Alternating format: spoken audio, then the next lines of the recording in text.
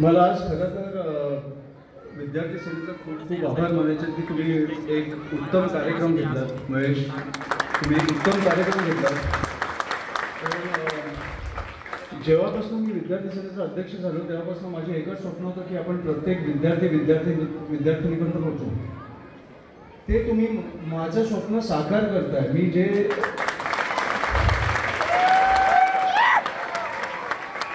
वर्धापन दिनाच्या दिवशी बोललो की मी तुमच्यामुळे, तुम्ही माझ्यामुळे नाही आहे, हे मला वाटतं की तुम्ही कुठेतरी साकार करताय, हे मला खूप बरं वाटतं.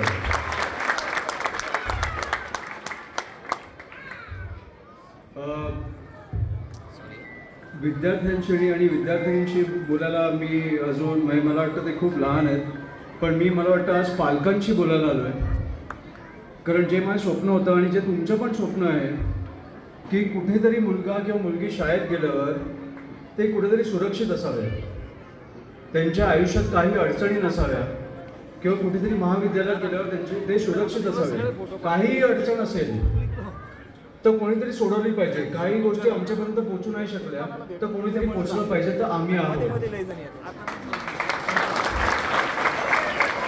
हेच सांगायला मी तुम्हाला आज आलोय, कारण मला माहिती आहे ती भीती काय असते. कारण माझा मुलगा आता शाळेत जाणार आहे, की कुठेतरी एक ती भीती असते की मुलाला काय झालं, मुलीला काय झालं तर पुढे काय, उशिरा फोन आला तर पुढे काय. आणि माझं म्हणणं आहे की महेशजी, तुम्ही जसं बोललात की इकडे आता मुलींवर हात टाकण्याचे जे हे वाढले इन्सिडेंट, त्यांचे हात पाय तोडून तुम्ही पोलिसांना दिलं पाहिजे.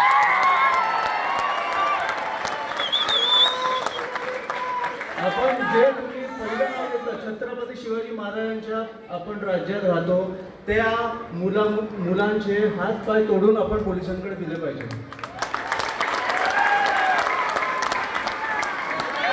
हे राज्य असं नाही की मुलींवर हात टाकू शकतो आपण. त्याच्यामुळे ही गोष्ट तुम्ही लक्षात ठेवा की तुम्ही शाळेत जर पाठवत असाल, महाविद्यालयात पाठवत असाल, आपली सत्ता नसेल तरी राजसाहेब सत्तेत आहेत. ही गोष्ट तुम्ही विसरू नका.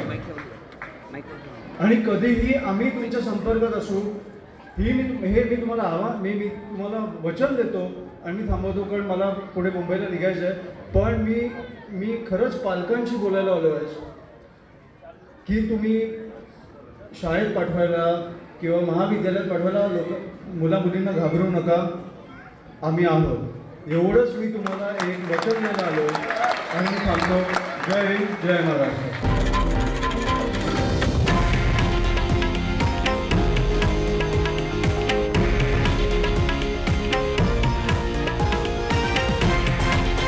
हे आहे देशातील नंबर 1 न्यूज नेटवर्क आणि आपण पाहत आहात TV9 मराठी, एकमेव.